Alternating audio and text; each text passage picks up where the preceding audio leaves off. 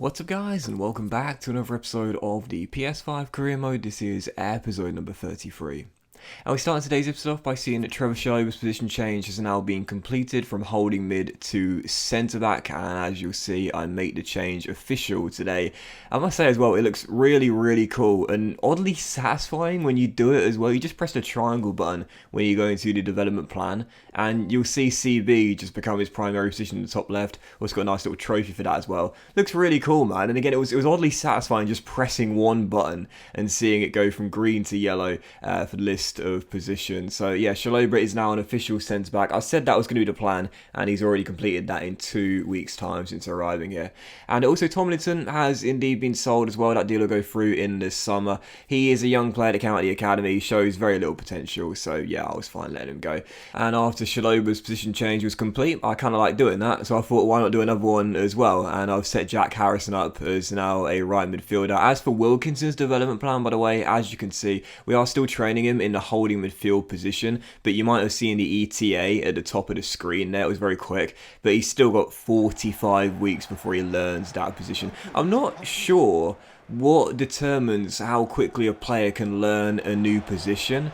I don't know whether it's because of whether they're suited to it or not, how long they've been at the club, how young they are. I don't know what the factors are really. It does say the development plans will be quicker when the player is in good form. But Wilkinson, speaking of the devil, for our first chance at the first game today going through against City, who plays that shot just over the bar, he has been in good form. Ever since he came out of the academy, he's been really good, so I'm not entirely sure why that development plan is taking a lot longer than we saw there with Chalobah and probably Harrison's as well. Anyway, for the first of 5 games in today's episode, we would indeed take on Manchester City in the Premier League at the Kai Prince Foundation Stadium, coming on the back of our big 1-0 victory in the North East at St James's Park. Taking on Guardiola's side, who of course beat us in the FA Cup final last season. We started this game off really well, on the front foot, on the offensive. Sadly spurned both of our 2 good chances, but in the second half, 22 minutes to go, and again we defended really well. A slice of misfortune. Shot well saved by Freddie Woodman on Raheem Sterling. Ball comes straight back to him. Foden takes over and Phil smacks it into the unguarded net to give City the winner. Final score QPR 0, Man City 1, and a very frustrating loss because defended really well in that game despite City having the lion's share of possession, just sadly beaten by the rebound goal. So 1-0 the final score, and this incredible trend of win 1, lose 1, win 1, lose 1, win 1, lose 1 is continuing. It's unbelievable. It seems like this has been going on since the start of December, and now we're in mid to late February. And so for our second game of 5 in today's episode, staying here in West London for a West London derby against Fulham, newly promoted, right now sat in the bottom 3. I expected the trend to continue. Just a minute into the game, first chance falling early as we play out from the back here. Trevor Chalobah starting for the first time in the centre-back role in this game as well. Kovalenko from the left finds David Silva making his debut for the club into Eddie Nketiah. Turns Terence Congolo. What a fantastic save this was by Rodak though, tipping onto the post as it was still goalless. And after a fast start, Fulham kind of weathered the early storm, but 31 minutes in, another great chance. Silva with his first start for the club. Lovely 2-man game with Eddie Nketiah. Should have had his first goal for the club on his debut, smacking that shot off the post. It was still 0-0, but the goal was coming. We'd had all the early chances in the first half, just couldn't take the ones we had. And right before the break, as Lewis Baker finds David Silva into Eddie Nketiah, patiently probing and looking for an opening, not trying to force things here against Fulham's yellow wall, looking for an opportunity and a clear-cut one at that. And as the Ukrainian finds Nketiah, he rolls off to David Silva. Great turn by Terence Congolo, and we know he's not got much of a right boot, so I shifted it back onto his left. And 45 minutes into his debut for Queen's Park Rangers, David Silva is off the mark and scores his first goal for his new club as well. What a piece of business it might prove to be, signing him on a free transfer on deadline day, on very low wages at that as well. So 1-0 QPR, we finally had a breakthrough courtesy of Merlin scoring his first goal for his new club. And in the second half, after we dominated in the first, couldn't get that many chances, looking for a second goal to rack the points up. Weren't under any pressure whatsoever though, so I knew at some point we'd probably find one clear-cut chance. We got it with 2 minutes to go. Kovalenko rolls it across to Eddie Nketiah, and it's 2 in 3 for our number 9 as the scenes of celebration are wild at the Kai Prince Foundation Stadium. Look pretty cool as well there. West London derby, big moment for Nketiah as well, and the points wrapped up in dying seconds of the match. So final score QPR 2, Fulham 0. The scarves are raised for Fulham, still remaining in the bottom 3. Going to be hard for them to stay up this season, but for us, our hopes of European football stay alive for now. We're dreaming of Europe right now and thinking, is there a chance we could sneak and snatch that 7th and final European spot come the end of the season? Well, as we close out February, as you can see by the league table, with Nketiah getting the champagne in this one here, Liverpool still way clear at the top now, 11 points clear of Arsenal and have the game in hand as well. Chelsea and Spurs wrapping up the top 4. We're now into the top 10 in 9th. Wolves are in 7th and with 4 points behind them. It's so tight though, 7th to 11th, only separated by 5 points. Plus Everton have the game in hand as well. It is incredibly tight right now and it's anyone's guess who's going to take that final European spot out of the 5 of us going for it. I'd say that Wolves are the favourites, and speaking of Wolves, we've got them in the next month here of March. What a massive game that's going to be. Everton probably second favourites, I would say, despite the fact they're the lowest position in the table right now due to their game in hand. We've got the worst goal difference record and we're the joint lowest scorers out of the 5 as well. We're probably the weakest chance or second weakest chance of getting there, but listen, we're not going anywhere, man. We are staying in this race for 7th and we are not going to give up until it's officially over. And so following the league table, we saw the fixtures coming for March, including our FA Cup last 16 clash against Aston Villa coming on the 1st on the Wednesday night, and also 3 more scouting updates and an academy update as well.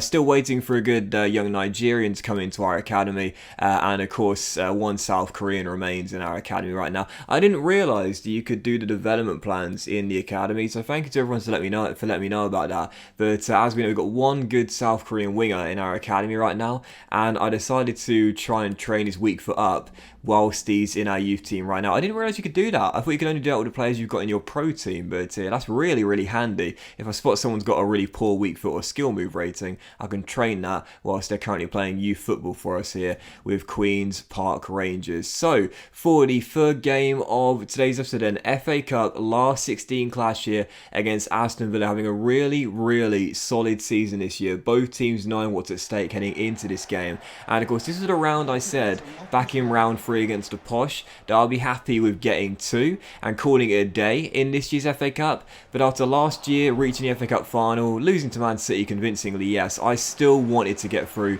to the last day, and therefore I picked a really strong team for the game, even though we played just 3 days ago and had another big game on the weekend as well. 11 minutes into the game, and it was one of our starters that gave us the opening goal to Nketiah with another assist, 2 in 2 for Eddie. But it's Ilias Sher who gets his 3rd goal of the season in all competitions, as the Moroccan makes it 1-0, and we're fired into an early lead here as Ilias gives us the breakthrough straight away with our first chance of the game. And 12 minutes later, a chance to double the lead. Once again, it's Ilias and Nketiah who recently have had a really, really good partnership. Cameron Wilkinson takes over and plays a great through ball in to Jack Harrison. We've just trained him. His position change is complete. He's now primarily an inside forward on the right side of midfield. And how does he mind that position change? By scoring our 2nd goal of the game. Great through ball by the kid Cameron, and Jack with the finish makes it 2-0 to QPR. We weren't under that much pressure in the entire game. We defended really well with 15 minutes to go as Sanson gets away from Wilkinson, steps into the area, plays a 1-2 of Ollie Watkins, and eventually, as the former Brentford man goes for goal, he's tripped from behind, and whilst his shot did go way wide the post,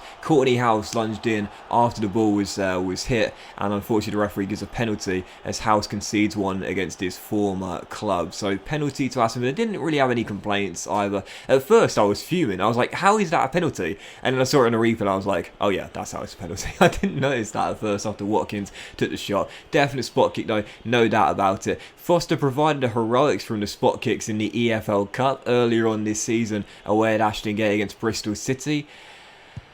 But not this time around. Bertrand Traore stops, stutters and bends it into the bottom corner as Aston Villa find themselves a goal back into the game. Half the deficit make it 2-1, but thankfully despite them converting from 12 yards, we do hold on to the victory and progress to the quarterfinals of the FA Cup. Our long streak of win one, lose one, win one, lose one is finally over as well, and Harrison and Ilias's goals ensure we are into the quarterfinals of the FA Cup for the 2nd straight year. Just call us the Cup guys, man. The Cup guys, really? The Cup guys. I think we can get a better nickname than that, than the Cup guys. But yeah, we love the Cup. We love the FA Cup. Into the last day once again, and after doing my post-match interview, we found out who will be taking on in the last day of the FA Cup, and we have got in the quarterfinals Another championship side, Norwich City away at Carrow Road. We've got 3 championship sides remaining and 1 League One side as well. And the Premier League sides, man, seriously, I can imagine when the draw was getting made and the balls were getting taken out of the little bowl by the former professionals. You know, we were probably all looking at each other like, yeah, we got a lot of luck there, didn't we? Because, as you can see, every one of the Premier League teams remaining, us, Leicester City and the Manchester clubs, we've got Hull City in League One in the case of Leicester.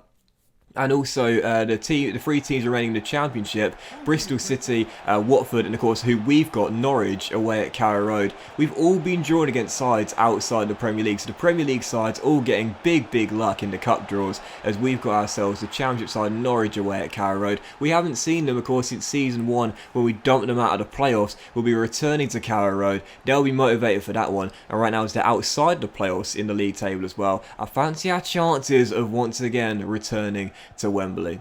Still 44th game of today's episode here away at Turf Moor to take on Burnley, and heading into this game against Sean Dyche's side, Eddie Nketiah is back to his best, scores once again, another goal for Ed. He's been on fire recently, 3 goals in his last 4 games in the Premier League, and whilst we were leading by a goal and once again defending really well, and that's been a staple for us in recent weeks here, Burnley would find a leveller through Manu Vallejo. It's 64 minutes into the game, and 5 minutes after that, fuming because we defended so well in the game, I looked for an instant response to get right back in front. Chris Willock turns his man, finds Eddie Nketiah, dummy through the legs, and oh yes, the dude is back amongst it, back to his best at a crucial time in this season. Without Charles, without Andy, Eddie is picking up the slack and back on the score sheet on a regular basis. He bags a brace in this game, wins it for us practically single-handedly, and our number 9 has recaptured the form we showed right at the start of the season. About time, Eddie, as I've been pointing to my watch, but finally he's coming good once again. A brace for Nketiah as we get the win there. 3 straight wins in all competitions, and finally, I don't want to jinx it, but finally we're going into really good form when it matters most. So 5th and final game of today's episode here is it would be the FA Cup Quarterfinal away at Carrow Road to take on the Championship side Norwich City.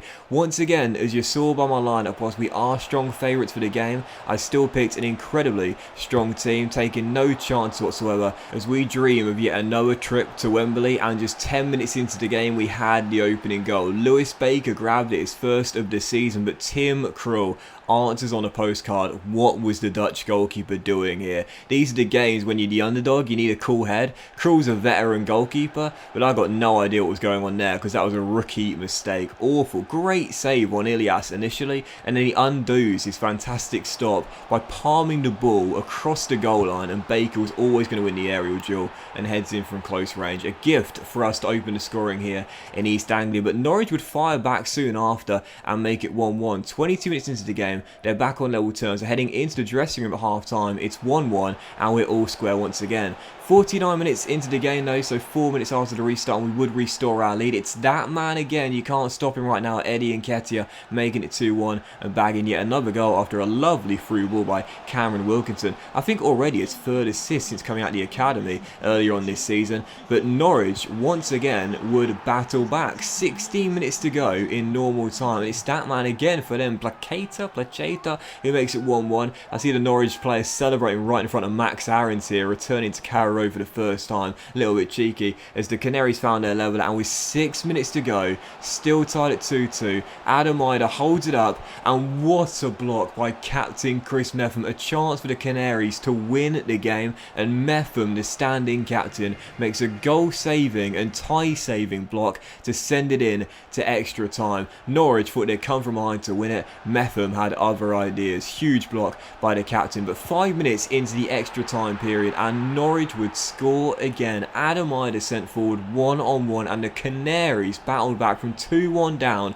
to make it 3-2 as Ider celebrates right in front of the travelling fans. And the Championship side, I don't know how on earth they'd totally flipped the switch after half time, but I just could not stop these guys. Every time they came forward they looked like scoring as they got their 3rd of the game, and we were behind here against the side right now in the second tier of the Football League. And straight after that goal, I thought, for goodness sake, man, come on, we got such a better team. We got a strong lineup out there. We got to get back on level terms, and we would as well. A few minutes after Ida's goal, Brian Brobby off the bench makes it 3-3 and puts us back on level terms in an absolute thriller here at Carrow Road. 6 goals, 3 apiece, and after Brobby's goal, that would be it for extra time, and penalties would decide who goes to Wembley to the FA Cup semi-final.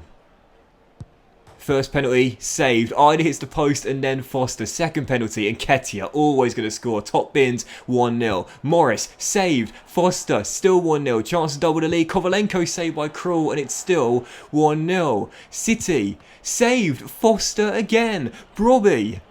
Bottom corner, ice in his veins, 2-0, and Norwich needed a goal through Todd Cantwell to keep themselves in the shootout. Otherwise, it was all over already. And the cycling GK makes the save. 3 of the 4 penalties he faced, he saved. The other one at the post, and he got a touch on it as well after deflected off his body on the floor from Ida's miscue. And Ben Foster, the veteran, 39, or possibly thinking about it, might even be 40 now, pulls off the heroics in the shootout, not for the first time this season, and the cycling GK, putting those quads to good use, ensures that we are heading back to Wembley for the 4th time in 3 seasons. Final score, Norwich 3, QPR 3, one of the games of the season as we prevail on the spot kicks. And as you would have seen by the full-time results as well, I couldn't believe it. Both Manchester clubs knocked out by the Championship teams, Watford and Bristol City. Leicester came through League One Hull, and in the semi-final at Wembley, we have got the Robins, Bristol City, the Championship side in the semi. It's been all about the lower league sides in this cup competition. There's been so many of them deep into the tournament, and 2 of them still remain. It'll be Watford at Leicester on the Saturday, us against Bristol City on the Sunday. And I've got to be honest here, for the first time in the series, we've become the favourites. I can't believe it, but right now, due to Leicester being 15th place in the Premier League table, this is our competition to lose now, as we're firm favourites to win it. Oh my goodness. But that was today's episode of the PS5 Career Mode, guys. So a big thank you for watching. I really hope you have enjoyed it. And if you have enjoyed today's dramatic bumper episode, then please do drop a like. Much love to you all. Have a fantastic day. Just a few episodes remaining this season. And of course, we'll be back in the next one with some massive Premier League games too. Have a great day. Much love. And I will see you for the next episode of the PS5 Career Mode very soon.